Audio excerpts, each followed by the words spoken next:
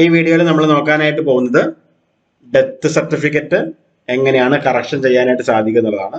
പഞ്ചായത്തിന്റെ അണ്ടറിൽ രജിസ്റ്റർ ചെയ്തിരിക്കുന്ന സർട്ടിഫിക്കറ്റിൽ എന്തെങ്കിലും തിരുത്തലുകൾ ആവശ്യമായിട്ട് വന്നിട്ടുണ്ടെങ്കിൽ എങ്ങനെയാണ് അതിനുള്ള അപേക്ഷ കൊടുക്കുക നമുക്ക് നോക്കാം. അതിനായിട്ട് ഇവിടെ വന്ന ശേഷം ഇവിടെ ലോഗിൻ എന്നുള്ള ഭാഗത്ത് ക്ലിക്ക് ചെയ്യുക. നമ്മുടെ user I D and password ഉപയോഗിക്കുക. എങ്ങനെയാണ് നമ്മൾ user I D and password create ചെയ്യുക എന്നുള്ളത് കൃത്യമായിട്ട് ഇതിന് മുന്നേ വീഡിയോയിൽ കൊടുത്തിട്ടുണ്ട്. ലോഗിൻ ചെയ്യുക. പ്രത്യേകം ശ്രദ്ധിക്കുക, നമ്മൾ പഞ്ചായത്തിന്റെ എന്ത് സർവീസുകൾ ചെയ്യുമ്പോഴും നിങ്ങൾ ആദ്യം തന്നെ ചെയ്യേണ്ട കാര്യം എന്നുള്ളത് ലാംഗ്വേജ് മലയാളത്തിലോട്ട് മാറ്റി കൊടുക്കുക എന്നുള്ളതാണ്. നിങ്ങൾക്ക് കൂടുതൽ സൗകര്യപ്രദമായിരിക്കും. അടുത്തതായിട്ട് മരണം തിരുത്തലുകൾക്ക് വേണ്ടിയിട്ടുള്ള അപേക്ഷ എന്നുള്ള ഭാഗത്ത് ക്ലിക്ക് ചെയ്യുക. ഇവിടെ ആദ്യത്തെ 3 കോളങ്ങൾ ഓട്ടോമാറ്റിക്കായിട്ട് ഡിഫോൾട്ട് ആയിട്ട് വന്നിട്ടുണ്ട്. അത് നമ്മൾ മാറ്റം വരുത്തേണ്ട ആവശ്യമില്ല. 4ാമത്തെ കോളം, അതായത് ജില്ല തൊട്ട് നമുക്ക് തുടങ്ങാം. ആദ്യം ജില്ല, മരണം രജിസ്റ്റർ ചെയ്തിരിക്കുന്ന ജില്ല ഏത് ഗ്രാമപഞ്ചായത്ത് ആണ് സെലക്ട് ചെയ്ത് കൊടുക്കുക. അപേക്ഷകന്റെ തരം എന്നുള്ള ഭാഗത്ത് വ്യക്തിഗതം സെലക്ട് ചെയ്ത് പൊതുവിഭാഗം സെലക്ട് ചെയ്ത് നെക്സ്റ്റ് ഭാഗം ക്ലിക്ക് ചെയ്യുക. ഓക്കെ ഭാഗം ക്ലിക്ക് ചെയ്യുക. അടുത്തായിട്ട് അപേക്ഷകനെ സംബന്ധിക്കുന്ന വിവരങ്ങളാണ് നമ്മളിവിടെ കൊടുക്കേണ്ടത്. ആദ്യം തന്നെ അപേക്ഷകന്റെ ആധാർ കാർഡ് ആണെങ്കിൽ ആധാർ കാർഡ് സെലക്ട് ചെയ്ത് ഇവിടെ അപേക്ഷകന്റെ ആധാർ കാർഡ് നമ്പർ, അപേക്ഷകന്റെ പേര് കൊടുക്കുക. അപേക്ഷകനെ കോൺടാക്ട് ചെയ്യണമെങ്കിൽ, പഞ്ചായത്തിൽ നിന്ന് ആർക്കെങ്കിലും കോൺടാക്ട് ചെയ്യണമെന്നുണ്ടെങ്കിൽ അതിന്റെ മൊബൈൽ നമ്പർ ഇവിടെ എൻ്റർ ചെയ്ത് കൊടുക്കുക. അതുപോലെ തന്നെ അപേക്ഷകന്റെ മേൽവിലാസം കൃത്യമായിട്ട് ഇവിടെ കൊടുക്കുക. അതിൽ വീട്ടുപേര്, പ്രാദേശിക സ്ഥലം, പ്രധാന സ്ഥലം, വാർഡ് നമ്പർ, പോസ്റ്റ് ഓഫീസ്, ഇത്തരം കാര്യങ്ങളാണ് നിർബന്ധമായിട്ട് കൊടുക്കേണ്ടത്. വീട്ടു നമ്പറോ അസോസിയേഷൻ നമ്പറോ നമ്മൾ കൊടുക്കേണ്ട ആവശ്യമില്ല. കത്തിടപാടുകൾ നടത്താനായിട്ട് സെയിം മേൽവിലാസം തന്നെയാണെങ്കിൽ വീട്ടു നമ്പർ ഇവിടെ കൊടുത്തതിന് ശേഷം ഈ ഒരു ടിക്ക് ബോക്സ് കൊടുക്കുമ്പോൾ ഓട്ടോമാറ്റിക് ആയിട്ട് ഈ ഒരു ബോക്സ് ഹൈഡ് ആയിട്ട് പോകുന്നതാണ്. അതിനുശേഷം സേവ് എന്നുള്ള ഭാഗം ക്ലിക്ക് ചെയ്യുക. ഓക്കെ ഭാഗം ക്ലിക്ക് ചെയ്യുക. ഓക്കെ ഭാഗം ക്ലിക്ക് ചെയ്യുക. നെക്സ്റ്റ് ഭാഗം ക്ലിക്ക് ചെയ്യുക. അടുത്തായിട്ട് നമ്മൾ ഇതിന്റെ ഇ ഫയലിംഗ് ആണ്. ഈ ഫയലിംഗിൽ നമുക്ക് തിരുത്താവുന്ന തരങ്ങൾ ഇവിടെ കൊടുത്തിട്ടുണ്ട്. ഒന്ന്, മരണ രജിസ്ട്രേഷനിലെ തിരുത്തലുകൾ, മരണം സംബന്ധിക്കുന്ന ക്ലറിക്കൽ ആയിട്ടുള്ള എന്തെങ്കിലും തരത്തിലുള്ള പിശകുകൾ വന്നിട്ടുണ്ടെങ്കിൽ അത് തിരുത്തലുകൾ. ഞാനിപ്പോ മരണ രജിസ്ട്രേഷനുള്ള തിരുത്തലാണ് സെലക്ട് ചെയ്യുന്നത്.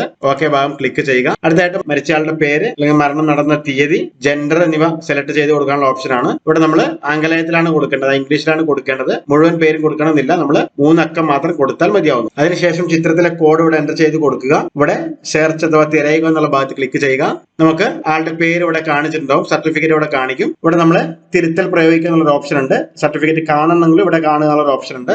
തിരുത്തൽ പ്രയോഗിക്കുക എന്നുള്ള ഓപ്ഷൻ സെലക്ട് ചെയ്യുക. അടുത്തായിട്ട് നമ്മൾ കുറച്ച് ഡീറ്റെയിൽസുകളാണ് ഇവിടെ ഫില്ല് ചെയ്ത് കൊടുക്കേണ്ടത്. ആദ്യം തന്നെ അപേക്ഷിക്കുന്ന ആളെ സംബന്ധിക്കുന്ന ഡീറ്റെയിലുകൾ, രണ്ടാമത് നിയമപരമായിട്ട് നമുക്ക് എന്താണ് തിരുത്തേണ്ടത് ആ ഡീറ്റെയിൽ കാര്യങ്ങൾ, അതുപോലെ തന്നെ മരണപ്പെട്ട ആളുടെ സ്ഥിരമായിട്ടുള്ള മേൽവിലാസം കാര്യങ്ങൾ തിരുത്തണമെങ്കിൽ മാത്രമാണ്, അഡ്രസ്സ് കാര്യങ്ങളൊക്കെ തിരുത്തണമെങ്കിൽ മാത്രമാണ്. ഇനി പേര് കാര്യങ്ങളൊക്കെ ആണെങ്കിൽ നിയമപരമായിട്ടുള്ള ഭാഗത്തായിരിക്കും നമ്മൾ തിരുത്തേണ്ടത്. അതുപോലെ തന്നെ സ്ഥിരമായതും മരണസമയത്തുള്ള മേൽവിലാസം തിരുത്താനുള്ള അത് സെലക്ട് ചെയ്യാം. ഇനിയല്ല മരണസ്ഥലമാണെങ്കിൽ നമുക്കത് ഇവിടെ സെലക്ട് ചെയ്ത് കൊടുക്കാനായിട്ട് പറ്റും. അങ്ങനെ 4 ഭാഗങ്ങളും കൃത്യമായിട്ട് നമ്മൾ പൂരിപ്പിക്കുക. ആദ്യം അപേക്ഷകനെ സംബന്ധിക്കുന്ന ഡീറ്റെയിലുകൾ കൊടുക്കുക. അപേക്ഷന്റെ പേര് മലയാളത്തിലും ഇംഗ്ലീഷിലും എൻ്റർ ചെയ്ത് കൊടുക്കുക. അഡ്രസ്സ് കാര്യങ്ങൾ ഇവിടെ കൃത്യമായിട്ട് ഞാൻ നേരത്തെ പറഞ്ഞതുപോലെ തന്നെ സ്റ്റാർ കാണിക്കുന്ന ഭാഗങ്ങൾ മാത്രമാണ് കൊടുക്കാനുള്ളത്, ബാക്കിയുള്ളതൊന്നും കൊടുക്കേണ്ട ആവശ്യമില്ല. അതിനുശേഷം സേവ് ബട്ടൺ ക്ലിക്ക് ചെയ്യുക. അടുത്തായിട്ട് സെക്കൻഡ് സ്റ്റെപ്പ് ആണ്, ലീഗലി ആയിട്ടുള്ള കാര്യങ്ങളാണ് ഇവിടെ തിരുത്താൻ പോകുന്നത്. നമുക്ക് ഈ ഒരു സെക്ഷനിലുള്ള കാര്യങ്ങളിൽ ഏതെങ്കിലുമാണ് തിരുത്തേണ്ടതെങ്കിൽ മാത്രമാണ് നമ്മൾ ആ ഒരു തിരുത്തേണ്ട ഭാഗത്തിനുള്ള സമീപത്തുള്ള ബോക്സ് മാത്രം നമ്മൾ ടിക്കറ്റ് കൊടുക്കുക. പേരാണെങ്കിൽ പേര് മാത്രം, അച്ഛന്റെ പേരാണെങ്കിൽ അച്ഛന്റെ പേര്, മരിച്ചയാളുടെ പേരാണെങ്കിൽ മരിച്ചയാളുടെ പേര്, മരിച്ചയാളുടെ മാതാവിന്റെ അല്ലെങ്കിൽ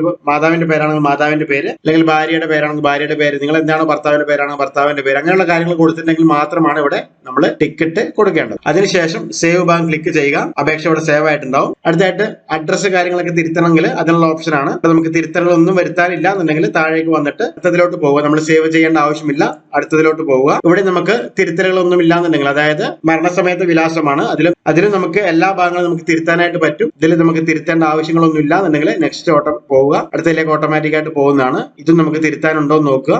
ഉണ്ടെങ്കിൽ ഇവിടെ കൊടുക്കുക, ഇല്ല എന്നുണ്ടെങ്കിൽ താഴെ സമർപ്പിക്കുന്ന ഓപ്ഷൻ സെലക്ട് ചെയ്ത് കൊടുക്കുക. ഇവിടെ ഓക്കെ എന്നുള്ള ഭാഗം ക്ലിക്ക് ചെയ്യുക. ഇപ്പൊ നമുക്ക് ഒരു അപേക്ഷയുടെ പ്രിന്റ് ഔട്ട് ഇവിടെ ലഭിക്കുന്നതാണ്. പ്രിന്റ് ഔട്ട് കൃത്യമായിട്ട് കസ്റ്റമറെ കൊണ്ട് വായിപ്പിക്കുക. നമ്മൾ തിരുത്താൻ കൊടുത്തിരിക്കുന്ന ഡീറ്റെയിൽസ് കാര്യങ്ങൾ അവിടെ കാണിക്കും, അത് കൃത്യമായിട്ട് ചെക്ക് ചെയ്യുക.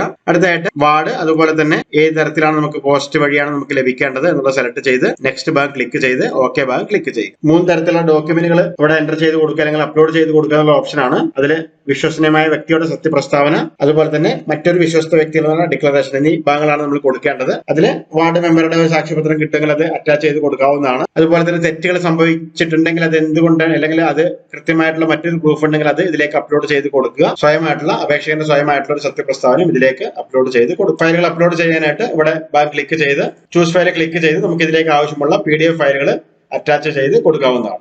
3 ഫയലുകളും അപ്ലോഡ് ചെയ്ത ശേഷം നെക്സ്റ്റ് ഭാഗം ക്ലിക്ക് ചെയ്ത് ഇതിലേക്ക് ആവശ്യമുള്ള 5 രൂപ കോർട്ട് ഫീസ് സ്റ്റാമ്പിന്റെ തുകയായിട്ടുള്ള 5 രൂപ മാത്രമാണ് നമ്മൾ അടക്കേണ്ടി വരിക.